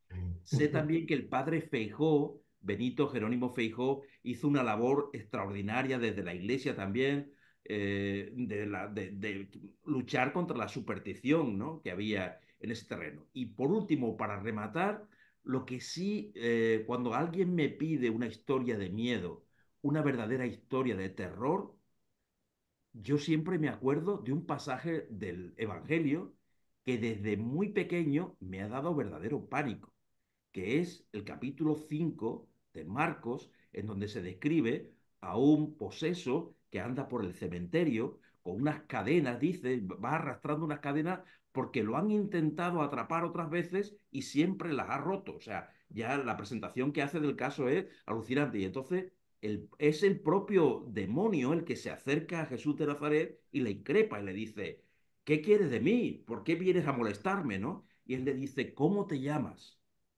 Legión. Y responde, me llamo Legión, porque soy... Legión. A mí aquella frase me parecía escalofriante, es decir, alguien que está, un exorcista, ¿no? Que está delante de un endemoniado y que le increpa y le dice, dime cuál es tu nombre, ¿no? Al demonio que está dentro. Y de pronto se encuentra y dice, no, no, no somos uno, somos toda una legión. A mí me entraría un verdadero escalofrío. No sé si sería capaz de continuar el proceso de exorcismo o saldría por piernas de allí, ¿no? Pensando en lo mal que iba a salir de ese aprieto. Sí. Muy Muy bien. Qué interesante, bien. muy interesante. Mire, que se me olvidaba lo siguiente. Como tú bien lo has dicho, toda esta cacería de brujas va a ir terminando precisamente cuando se suspende la tortura, por un lado. ¿Ah? Inclusive, después de que el jesuita Speer publicó la Cautio Criminalis, el obispo de Maguncia prohibió que se torturara y se terminaron los juicios contra brujas ahí en el arzobispado de Maguncia. Poco a poco, sin la tortura, se van acabando las brujas. Lo otro, con el avance de los conocimientos médicos. Como tú bien dices, se ve que todo eso, que algunas estaban convencidas de que habían estado en una aquelarre y de que habían volado. Ella se lo creía, ¿verdad? Porque se habían pues, untado esos ungüentos, belladona y otras plantas que conocían. Y es también en el siglo XVIII donde las brujas que queman son escasísimas. La última bruja, y así aislada, que van a ejecutar en Europa y no quemada, sino que la guillotinaron fue en Suiza en 1782. ¿Ah? Pero son ya casos raros. ¿Por qué? Porque eso corresponde también con todo el periodo de la Ilustración. Tú hablabas de Feijó, uno de los ilustrados españoles. Y antes de que se me olvide, porque es realmente muy simpático, mira, hablaba yo de Martín del Río. Martín del Río que fue un niño genio. A los 12 años, a los 12 años, lo inscribieron en la Universidad de Lovaina. Hágame el favor. Y ustedes ven la lista de cosas que escribió, es impresionante. El hombre hizo la edición crítica, ahora que recuerdo, del teatro de Séneca. Bueno, era, y Martín del Río, en, en las disquisiciones mágicas, trata de buscarle la razón a ciertas cosas. Pero miren esto. Dice Martín del Río que en una zona ahí de Alemania, las brujas estaban quitándole la leche a las vacas de los vecinos, porque había una bruja que metía, dizque una espita, pues un tubito por la pared y que por ahí ordeñaba las vacas de los otros y se les llevaba la leche. Y Martín del Río dice que esas son patrañas, que eso no, eso no se puede creer. Hasta ahí uno dice, ve, pues el tipo es como razonable, pero dice, pues es que eso no es así, porque lo que pasa es que el demonio es el que las ordeña antes y después el demonio le lleva la leche a la bruja. ¿Ah? Entonces, en otro pasaje dice Martín del Río que él se cuenta que las brujas se transforman en animalitos, ¿no? En ratones, en cucarachitas, en bichos, y que se meten por debajo de la puerta de la gente para hacer sus brujerías. Y del Río dice que eso es cuento, que el demonio no transforma a nadie, que la explicación es más sencilla, y es que el demonio abre las puertas y las ventanas de la casa sin que los que están durmiendo en esa casa se den cuenta, y que a las brujas les hace creer que ellas se han convertido en unos animalitos chiquitos. Y entonces ahí es donde uno ve, fíjate, alguien que quiere usar la razón y al mismo tiempo te da unas explicaciones bastante mágicas, ¿no? Traídas por los cabellos desde nuestro punto de vista. Y entonces eso lo hace pensar a uno el, la dificultad, fíjese, de hacer funcionar la razón crítica dentro de un contexto en el cual eh, tu contexto cultural te hace pensar en soluciones mágicas. Claro, claro. ¿Eh? Qué bien, qué bien, qué bien. Rodolfo, vamos a prolongar unos 10 minuticos más nuestra charla hoy en función de los problemas técnicos que tuvimos y además de la maravilla del tema, de manera que si hay alguien que quiera hacer alguna pregunta, veo a Edmundo levantando la mano y después Luis Arturo. Adelante, Edmundo. Libera tu micrófono. Hola Darío, muchas gracias y por todo tu esfuerzo. Rodolfo, qué gusto más grande, ¿te lo puedes imaginar? Definitivamente para hoy me trajeron de los cabellos y no podía perderme naturalmente el placer de volver a verte después de tantos años y con todos los planes que tenemos para visitarte. Está presente aquí también mi hermano, tu mompa querido. Ah, Entonces, sí, señor, muéstralo, ahí está. muéstralo. Sí. Bueno, entonces, Luis eh, Bernardo, ¿Dónde sí, estás, aquí está. Fernando? levanta el Y, micrófono, Luis Bernardo. Libera el micrófono. No te puedo creer. Luis Bernardo Peña, ¿no? No, No, Luis Fernando Bernardo Pérez, Pérez. Pérez, Pérez. Pérez, Juanpa, querido. ¿Qué mi hay, hermano. ¿qué hay, amigo? Bien, Bompita, un fuerte abrazo y felicitaciones. Siempre tan sabio. Un gran abrazo. Gracias, Luis. Qué bien, qué bien.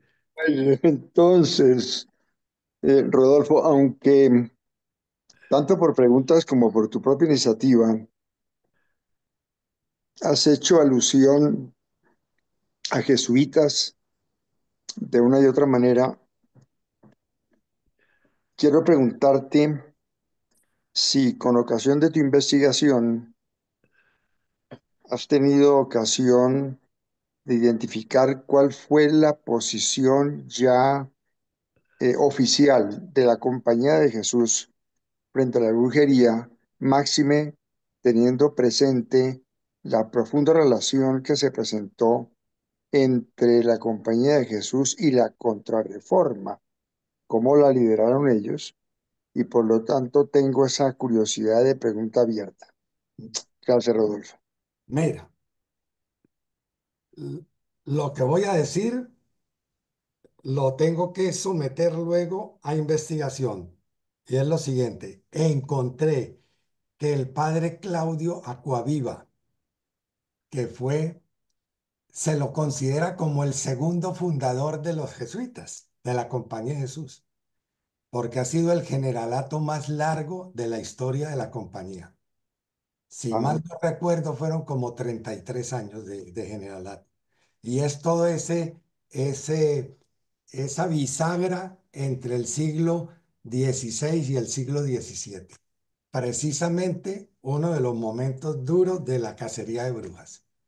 Y el padre Acuaviva, lo que he leído es que instó a los jesuitas a que favorecieran la, el que en sus parroquias, en sus colegios, se denunciara a quien se sospechaba que era bruja o brujo.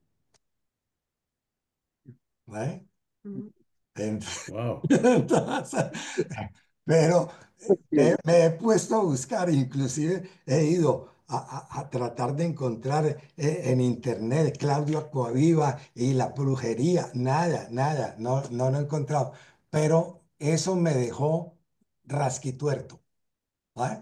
Claro, hermano, y Que algo Acquaviva dijo de que instó a que los jesuitas colaboraran, no fueron inquisidores, pero que colaboraran, ¿no? En por lo que era supuesto. la denuncia de todo esto. Bueno. Qué bien. Gracias, Rodolfo. ¿Y algún papa en Gracias. particular Ah, no, papas. verdaderamente Ave misógino y María, los papas ni hablemos. Mire, mire, para no hablarle yo de memoria. Pereira, mire, mira, después.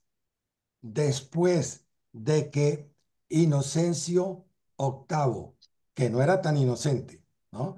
Eh, expidió la bula Summis Desiderantis Affectivus, ¿no? De 1484, deseando con el más profundo fervor. Bula, oiga, que después cuando reeditaron, muchísimas veces reeditaron el Malium Maleficarum, y hasta el día de hoy lo siguen editando. La bula de Inocencio octavo se presenta entera en el texto del Malleus. antes del Malleus, ustedes tienen desde la segunda edición del Malleus, la segunda, de ahí en adelante, la bula de Inocencio VIII aparece. ¿Eh? Porque Inocencio VIII le dio crédito a todo lo que fue la versión del inquisidor Kramer, que es quien escribió el Malleus Maleficarum, de que había un complot de brujas en todo lo del Valle del Rin. Y después después de Inocencio VIII, ustedes van a tener a varios papas apoyando la persecución de brujas con bulas y breves para facilitarla. Cito, Alejandro VI en 1494, Julio II, que estuvo de 1503 a 1513, también tiene. León X, una bula en 1521, Adriano VI en 1523, Clemente VII en 1524. ¿Está respondido? Qué Pero bárbaro. por supuesto que sí. Muchísimas Qué gracias, bárbaro. mi querido Rodolfo, y espero hasta muy pronto en el próximo año poder vernos. Qué bueno, qué bueno. Luis Arturo Baos, adelante, Lucho. Primero que todo es un gustazo ver a Rodolfo Gracias. después de tantos años, cuando era mi ángel, mi ángel Mucho me acuerdo, mucho. sí, pero ahí primero que todo pues es un repaso inmenso y me recordó a mí cuando estaba investigando para escribir una tesis de grado que para mí fue muy, muy valioso el haber examinado en la biblioteca, primero en la Biblioteca Nacional y en los archivos de los jesuitas en el San Bartolomé, los procesos judiciales. Es de la cosa más ilustrativa para conocer ese tipo de cosas de que tú nos has dado mucha ilustración.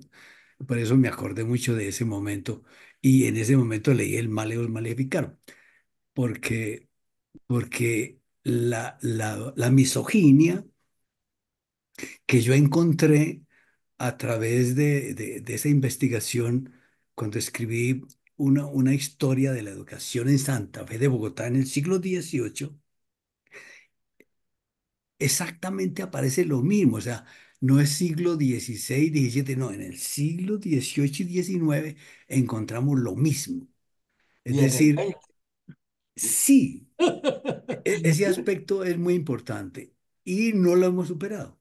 Ahora, el otro aspecto que quería comentar es que de todos modos hay un elemento, hay un elemento que lo tienen muy claro los indígenas.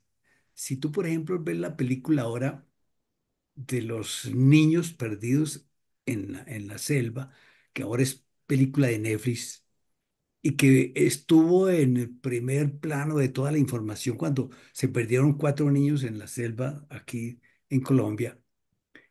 Esa, la manera como los indígenas encontraron a los niños fue de una manera que podríamos llamar brujería, podríamos llamar comunicación con espíritus de la selva, podríamos llamar, de todos modos, hay una realidad a la cual se accede en forma intuitiva y que el racionalismo que tú demuestras, pues yo creo que lo niega, pero, pero hay unas realidades que sí las perciben intuitivamente ciertas personas y no necesitan drogarse. Pues sí, toman yagé unos, otros toman tabaco, etcétera, ambi, pero yo estoy seguro de que eso es posible. Y lo otro es que cuando yo era niño, 8 años, y mi hermanito tenía 10 en el campo, tuvimos una experiencia que yo nunca he podido explicar. Es decir, yo tenía un amigo de escuela que tenía una finca exactamente al frente de la nuestra, una cafetera, y había que atravesar una cañada, una quebrada y volver a subir para encontrarse con él. Y él nos silbó. Nos silbó desde su finca y lo vimos. Y el hermano mío y yo fuimos, bajamos la cañada, subimos hasta la finca de él y nunca lo vimos. Y empezó a silbarnos, a silbarnos. Y pensamos que era un juego y dijimos, Jairo, ¿dónde estás? Y entonces nos silbaba desde una mata de plátano, luego desde una mata de café. Y así nos fue llevando hasta un paraje donde era imposible esconderse, imposible. Y ya nos silbó desde el bosque. Y me acuerdo muy bien cuando le digo, bueno, Jairo, no vamos a ir allá. Si tú no vienes acá, no vamos. Y nos respondió una voz de mujer. Si se quitan lo que tiene en la nuca, voy. Te estoy contando esa experiencia y no la olvido. Entonces yo miré a mi hermano y vi el escapulario de la Virgen. ¿Y quién dijo paticas? A correr, bajar por la finca de Jairo, subir a nuestra finca y volver. Entonces yo nunca jamás he podido explicar eso. De 8 años yo tenía y mi hermano 10. Y ambos recordamos esa experiencia. Entonces, esa experiencia que yo te cuento de niño, y ahorita con el encuentro de los niños en la selva perdidos, que fue con métodos no tradicionales, sí pongo en duda el racionalismo tan grande que aparece para explicar la brujería. Pero, pero yo te felicito, es decir, investigar a mí es lo más apasionante que hay, y vuelvo a repetir. Si uno quiere conocer la cultura humana, métase a ver casuística. Eso es Sí, increíble. Gracias, gracias, Rodolfo. Qué Respondo. bien. Mira, Luis, Luis Arturo, yo pienso que pretender explicar la realidad solamente con la razón, esa es la locura de la razón pura. ¿Vale? Y que yo también en mi vida he visto muchas cosas que no soy capaz de explicármelas. Y concretamente con casos de brujerías. Entonces, el,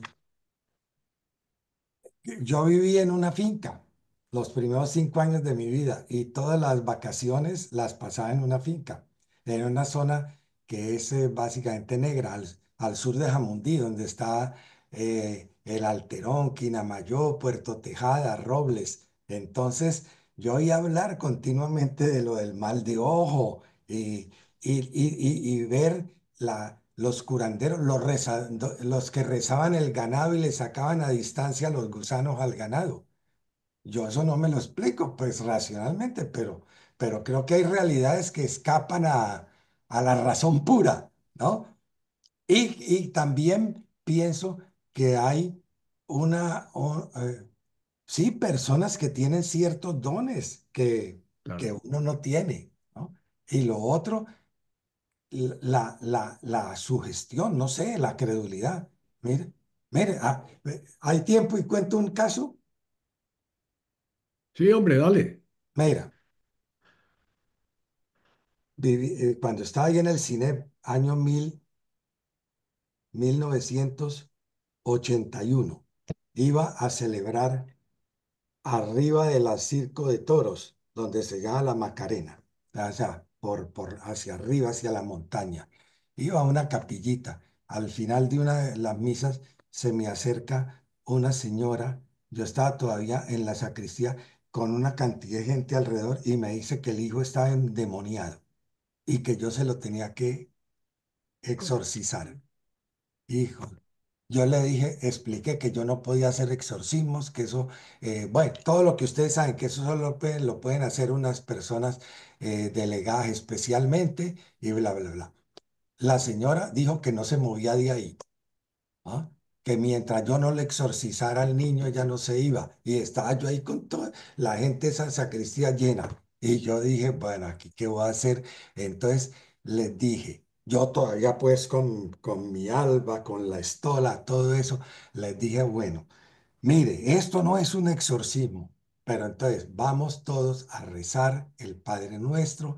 Yo le voy a imponer las manos al niño y después le doy la bendición. Yo hice todo eso. Y bueno, la señora fue tranquila.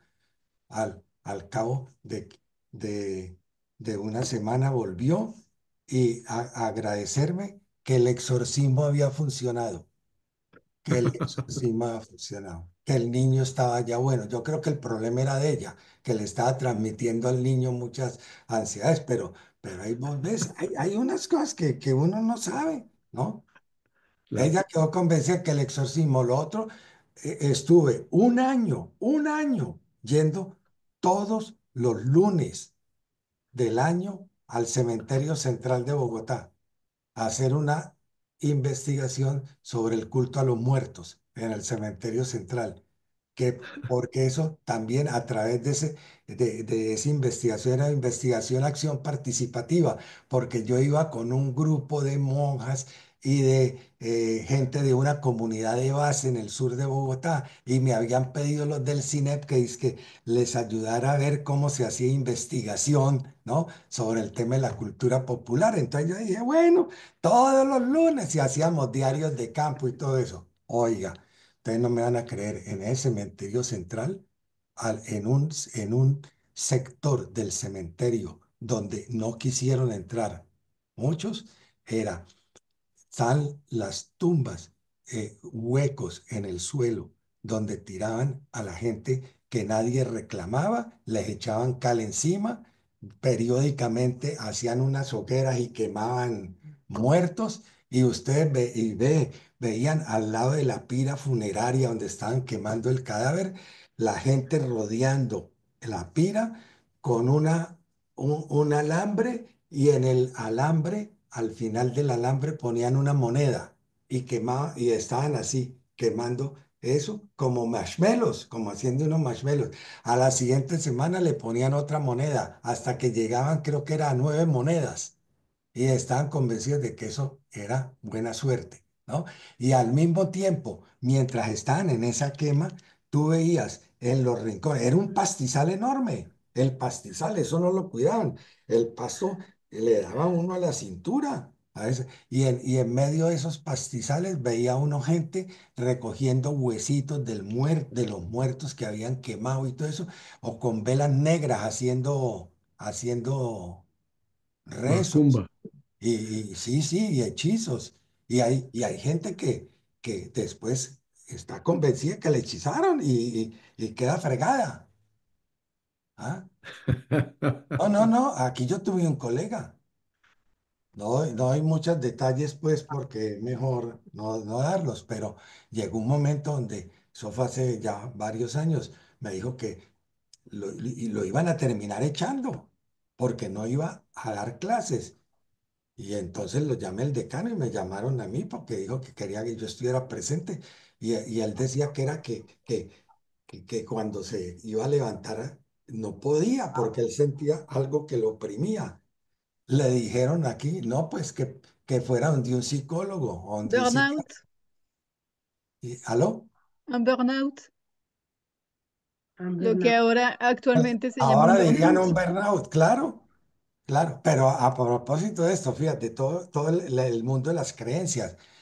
El, como dijo, yo no estoy loco, yo no estoy, no, yo no estoy loco. Que pidiera entonces una baja por un cierto tiempo. No, no, no, no, no, yo no me, bueno, entonces, ¿qué se hace? Y al salir de la reunión me dice que si yo creía en brujas. Y yo le dije, ve, yo he visto tanta cosa rara en mi vida que yo no excluyo nada. Entonces, claro, él no podía ir diciendo todas esas cosas en una universidad, ¿no? Porque lo botan ahí mismo. Entonces, me averigüé con una señora que conocía a una bruja blanca. Y la bruja blanca le hizo todo el trabajo. ¿Ah? Le dijo que, es que consiguiera que consiguiera unas velas de distintos colores, pusiera un platón en el medio y en una noche y todo por teléfono. Le fueron rezando dizque unas oraciones y todo eso. Y este me contó luego que él veía cómo esa agua limpia, que de pronto todas esas velas se apagaron y que el agua limpia se volvió negra, negra como de alcantarilla. Qué y, barbaridad. y que él quedó sanado y se le salvó el puesto. Qué Pero, maravilla. ¿yo cómo me explico eso? Yo no sé, yo no sé, yo no sé. Qué maravilla, Rodolfo. Qué estupendo esto. Bueno, nos hemos pasado como media hora. Y me da muchísima pena con John. John, haz tu última pregunta y nos vamos. Fue cortica, cortica, cortica.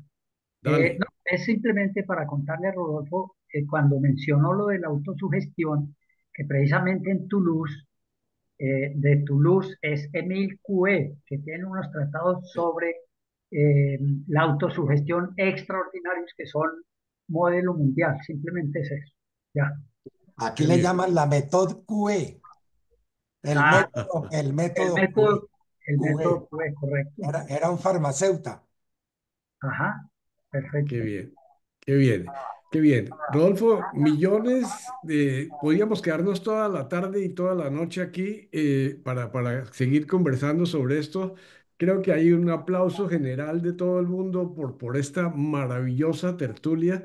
Yo voy a tener dificultad para irme a dormir ahora porque me va a dar miedo de todo lo que has estado hablando, pero sí, extraordinario. Simplemente quería recomendarles un tema que me pidió Chepe González. Escribió un libro, Brujos en mi aldea. Sí. eh, y me ha pedido que le haga un comercial que nos va a dar una comisión de las ventas, etcétera. No, mentira, pero sí que el libro está disponible en Kindle, y les voy a mandar con la grabación el pedacito, el resumen del libro de Chepe González. La otra cosa que quisiera avisarles es que la semana entrante tenemos el tema de la tertulia Ecos de la elección en Estados Unidos. El tema es abierto. El que quiera preparar 5 minutos de presentación de su reacción sobre quién ganó, cómo fue el proceso electoral, si es que ya se ha definido para el 7. eh, eh, de todas maneras, ese va a ser el tema. Hablar sobre lo que pasó ya en una semana en los Estados Unidos, y cada uno puede hacer una intervención, y ojalá si la tienen por escrito mejor porque podríamos engrosar los artículos del blog. Ese es el tema de la próxima semana. Y después el 14 tenemos a la doctora Daniela Cepeda Tarud, que nos hablará sobre si Colombia estará preparada para una nueva ola de inmigrantes de Venezuela. Esto por decirles los dos próximos temas. De nuevo, Rodolfo, mil gracias por una fantástica tertulia. Quiero felicitar a todo el mundo por el esfuerzo de ponerse el disfraz. No tuvimos el modo de hacer un concurso y yo creo que es competitivo, pero sí podíamos dedicar 2 minutos para que el que quiera diga el disfraz que más le llamó la atención. Yo quiero decir que me impactó el de Juan Valentín, porque esa cabeza partida por la mitad me parece impresionante. Eh, No. ¿Alguien más quiere decir algún disfraz que le haya impactado? El de Eduardo Pardo, Eduardo Pardo, Eduardo Pardo, excelente Eduardo. Eduardo Pardo. El de Eso Hitler. de que, eso de que Edmundo tenga pelos, eso no es disfraz, eso es puro sueño. No, es que me estaba viendo a crecer. Pero ¿Algún comentario? la conclusión de hoy es que las hay, las hay. Las Sí, hay. sí, y además que tú estás prácticamente como una de ellas, Luis Guillermo. Impresionante. ¿Algún Ah, otro comentario de los Guillermo. disfraces? De verdad, el señor Hitler me impactó muchísimo también. Y bueno, y Vicente Alcalá, que está ahí de brujo, calladito. ¿Dónde está eh, Vicente? ¿Dónde? Míralo, Con ahí está al Estados lado Unidos, derecho tuyo. el de Vicente. Vicente, estás ahí, Vicente. Se fue a dormir. Se fue a dormir, sí, yo creo que dejó Pero de todas maneras, muchas gracias a todos por una jornada Bueno, a todos envidiable. también, un abrazo para todos. Un abrazo Chao. para todos. Así Felicidades. es. Buenas Gracias. tardes y A mil gracias. Nicole, porque la Voy a figura mandar de unas Nicole, me fotografías. gustaría conocer a Nicole sin máscara. ¿Podría de Nicole, a verdad ver, Con su hacer Nicole. favor a disfraz. Nicole? Algún Les voy a día me mandar una mostraré. fotografía a todos A ver, con los Nicole, disfraces. Buenas noches a todos. Ay, ¿y qué Chao. tal Buenas Luis noches a Guillermo todos. al Un lado? abrazo. No, hay unas magníficas. Qué Estupendo, bien, estupendo, muy estupendo. bien. Y Gracias tu a bigote, todos. Darío, inolvidable. Dile, por favor, a tu mujercita que no importa si le da cosquillas. Ah, sí. Un abrazo a Importante. todos. Felicidades. Chao. Gracias de Gracias, nuevo. gracias y un Gracias. abrazo. Chao. Rodolfo, Fantástico. otro Buenas abrazo. noches. Gracias por todo. gracias a Chao. ustedes. Hasta luego.